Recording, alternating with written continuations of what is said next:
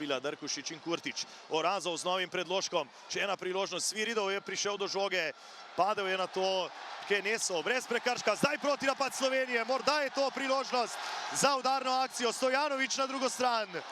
Dolga podaja proti Verbiču. Na začetku 86. minute, Benjamin Verbič, gol!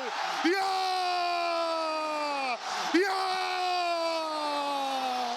Čakali smo ga!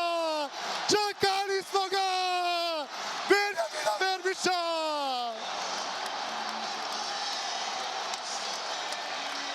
Kakšno olajšanje v Stožicah!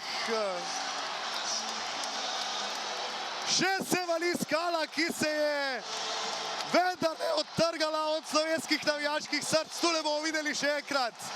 Benjamin Verbič v pravem trenutku, mojstrovina, diagonalen strel za tisto, kar smo vendar ne čakali.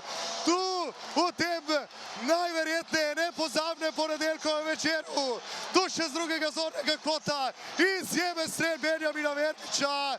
Težko bi mu oporekali tudi največji mojstri. Poletel je Šatski, je bil prekratek.